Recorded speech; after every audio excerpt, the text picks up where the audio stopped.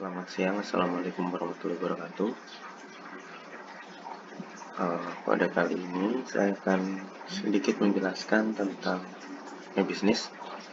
E-bisnis atau electronic business adalah kegiatan bisnis yang dilakukan secara otomatis dan semi-otomatis dengan menggunakan sistem informasi komputer, di mana istilah e-bisnis pertama kali diperkenalkan oleh Lou Gerstner, seorang CEO perusahaan IBM, yang sekarang merupakan bentuk kegiatan bisnis yang dilakukan dengan menggunakan teknologi internet. Spektrum-spektrum dalam e-bisnis meliputi efisiensi. Manfaat yang paling nyata dalam sebuah perusahaan di dunia e-bisnis. Jadi, perusahaan akan dapat mengurangi total biaya operasional bagi aktivitas penciptaan dan penyebaran informasi. Jika dilihat dalam penyebaran informasi, sekarang dapat dilihat bahwa berkembangnya sosial media yang sangat pesat. Banyaknya masyarakat yang menggunakan sosial media dapat mempermudah perusahaan juga untuk mempromosikan barang atau jasa yang ditawarkan oleh perusahaan tersebut. Yang kedua, efektivitas, tepat dalam pencapaian tujuan secara langsung. Yang ketiga, reach, perusahaan dapat memperluas jangkauan dan ruang gerak perusahaan. Jika dilihat sekarang, maraknya penggunaan sosial media juga dapat memperluas pemasaran dari produk atau jasa yang ditawarkan dari perusahaan tersebut, sehingga pada tradisional bisnis,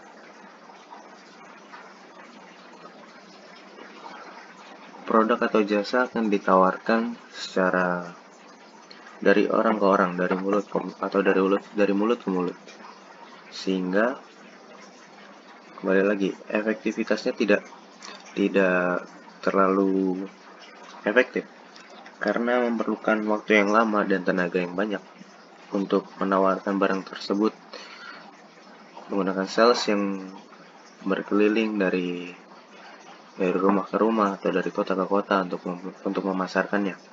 Tapi sekarang setelah maraknya sosial media, mempermudah untuk mempromosikan barang atau jasa yang ditawarkan oleh perusahaan tersebut. Yang keempat, struktur, yaitu terciptanya berbagai jenis produk-produk maupun jasa-jasa baru secara terstruktur.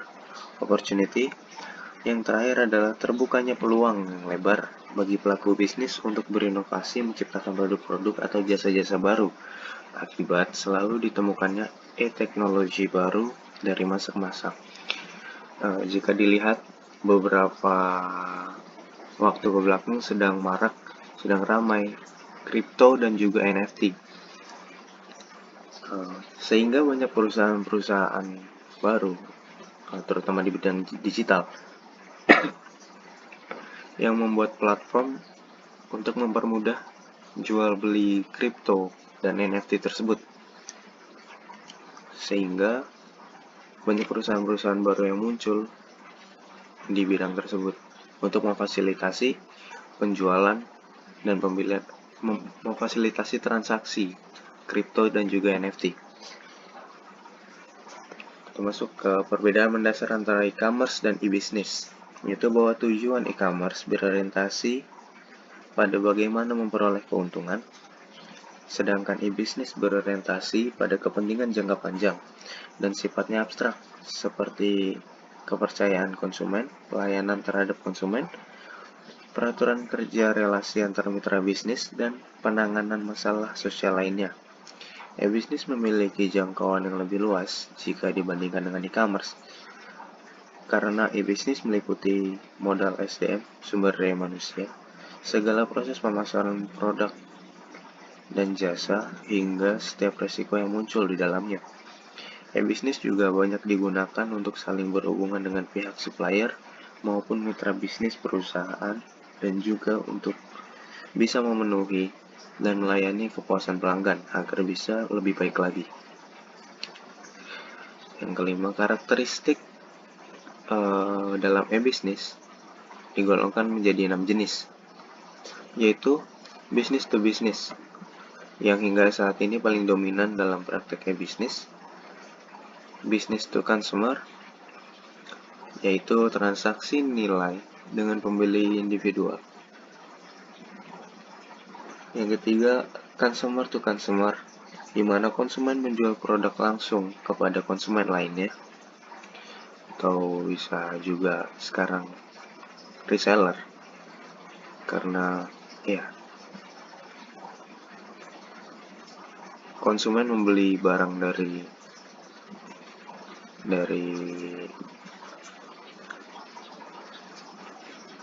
produsen lalu menjualnya ke konsumen yang lain. Consumer to business meliputi model individu yang menjual produk dan jasa kepada organisasi, serta individu yang mencari penjual, berinteraksi dengan penjual tersebut, dan melakukan transaksi. Yang kelima, non-business electronic commerce terdiri dari institusi non-bisnis seperti lembaga pendidikan, organisasi nirlaba, organisasi keagamaan, organisasi sosial, dan instansi pemerintah. Yang keenam, yang terakhir, intra-business organizational electronic commerce meliputi semua aktivitas internal organisasi yang biasanya dilakukan melalui internet dan meliputi pertukaran barang, jasa, atau informasi. Aktivitas internal bisa bermacam-macam, mulai dari menjual produk korporat kepada karyawan hingga aktivitas pelatihan online.